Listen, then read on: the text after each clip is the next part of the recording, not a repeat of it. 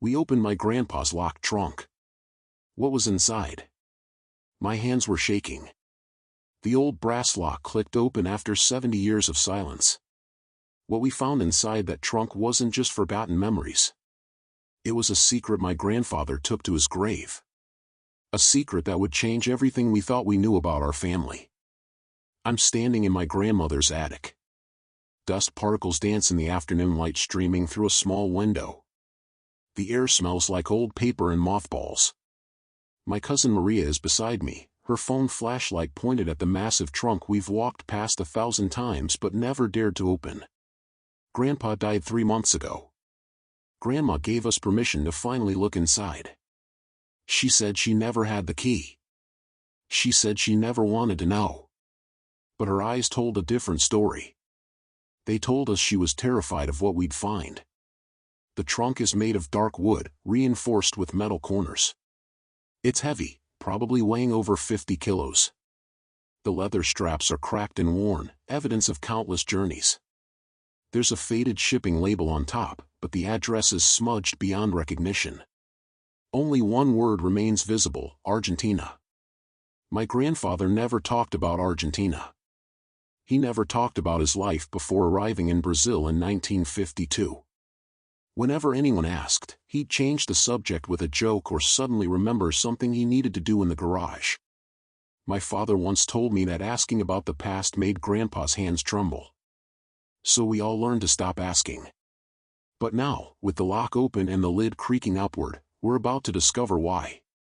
The first thing I see is photographs. Dozens of them, maybe hundreds, all in black and white. I pick one up carefully. It shows a young man in a military uniform I don't recognize. He's standing in front of a building with columns and a flag I've never seen before. I flip it over. On the back, in my grandfather's handwriting, Budapest, 1944. My heart stops.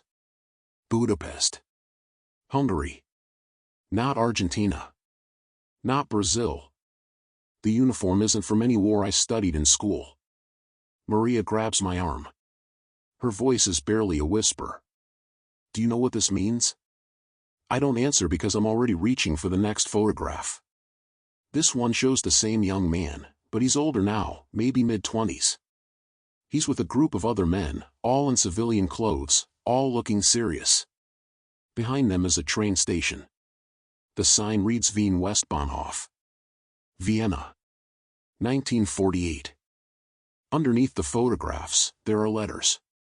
Stacks of them, tied with string, the envelopes yellowed and brittle. I carefully untie one bundle and pull out a letter. It's written in German. I don't speak German, but I recognize a few words. Gefahr. Danger. Flucht. Escape. The date at the top is October 1949. My hands are shaking harder now. Maria is already on her phone, taking pictures of everything. We need to translate these, she says. We need to know what they say. But I'm not sure I want to know.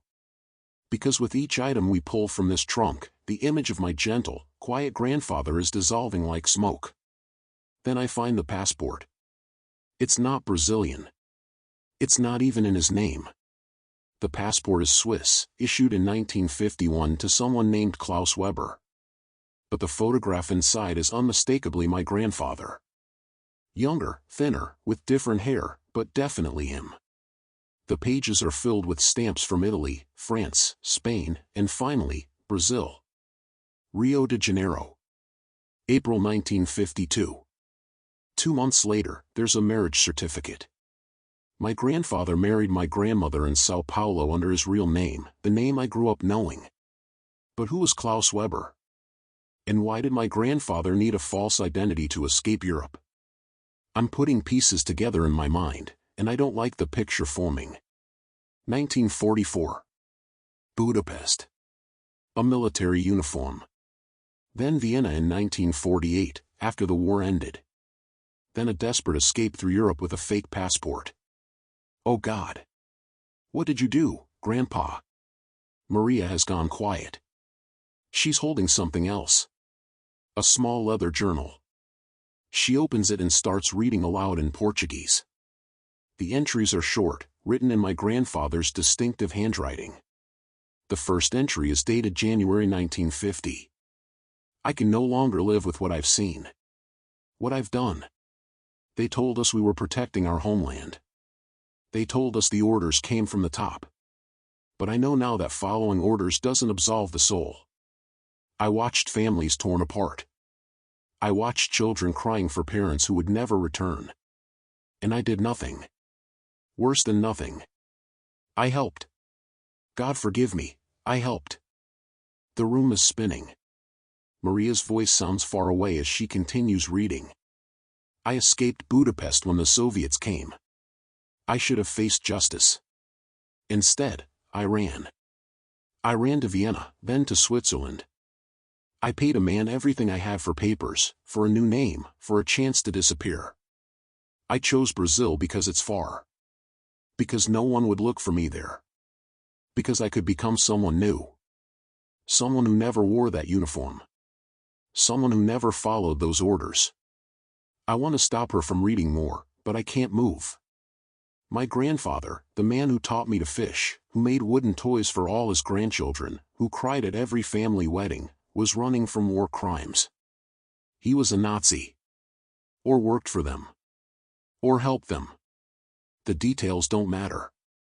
The truth is crushing my chest like a stone. But Maria keeps reading, and the entries become more desperate, more filled with remorse. I met a woman today. Her name is Helena. She's kind and beautiful and innocent.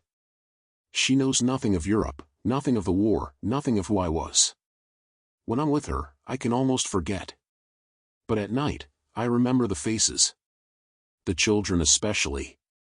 They haunt my dreams. I don't deserve happiness, but God help me, I want it. I want to build a life here. I want to be the man Helena thinks I am. Maybe if I spend the rest of my life being good, doing good, loving unconditionally, maybe that will somehow balance the scales. I know it won't. But I have to try. And suddenly, my entire childhood makes sense. Grandpa's endless charity work. The way he volunteered at orphanages every weekend. How he'd give money to every homeless person he met. The scholarships he secretly funded for poor students. The way he'd cry during movies about families being reunited. We all thought he was just the most compassionate man we'd ever known. But it wasn't compassion. It was penance. He was trying to save his soul, one good deed at a time. There are more items in the trunk. A small box contains medals with symbols that make my stomach turn. Another envelope holds documents in German with official stamps and signatures. These are probably the evidence that could have convicted him if he'd ever been found. So why did he keep them? Why didn't he destroy everything? Maria finds the answer in the final pages of the journal. I keep these items as my private judgment. Every year on the anniversary of my escape, I open this trunk and force myself to remember. I look at the photographs. I read the documents. I recall the faces of those I harmed. I do this because forgetting would be the final betrayal. It would mean their suffering meant nothing. So I remember. I carry this burden. And I try to be better. I know I can never truly atone. But I refuse to forget. The last entry is dated just 3 years ago, when my grandfather was 94 years old. My hands shake so badly now I can barely hold a pen. My granddaughter visited today with her new baby. Such joy. Such innocence. I held that child and prayed she would grow up in a world where men like I was no longer exist. Where following orders is never an excuse for cruelty. Where running away is never easier than facing consequences. I'm dying. I know this. And I'm grateful. Let my secrets die with me. Let my family remember only the good I tried to do. But I also leave this trunk. Because someday, someone will open it. And they will know the truth. They will know that monsters can look like grandpas. That evil men can spend lifetimes trying to become good. That redemption is something we seek but never truly find. Tell them I'm sorry. Tell them I never stopped being sorry. I close the journal. Maria and I sit in silence, surrounded by the evidence of my grandfather's hidden past. Outside, birds are singing. Life continues as if nothing has changed. But everything has changed. Do we tell the family? Do we report this to authorities even though he's dead? Do we destroy everything and protect his memory? Or do we honor his final wish and let the truth be known? I look at Maria. Her face is wet with tears. What do we do? She asks. I don't have an answer. Because this isn't a simple story of good versus evil. This is the messy, complicated truth about human nature. My grandfather was a monster. My grandfather was also the kindest man I knew. Both things are true. Both things can exist in the same person. And that's the most terrifying revelation of all. We spend hours in that attic, reading every letter, examining every photograph. We discover he saved 3 Jewish families in the final days of the war, hiding them and helping them escape. We find letters from people he helped in Brazil, thanking him for changing their lives. We find evidence of both his worst acts and his best. The full picture of who he was is too complex for easy judgment. He was a young man who made terrible choices.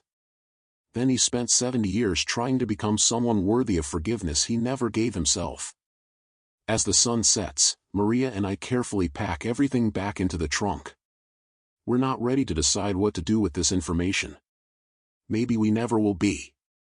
But we understand now why Grandma never opened it. Some secrets are too heavy to carry.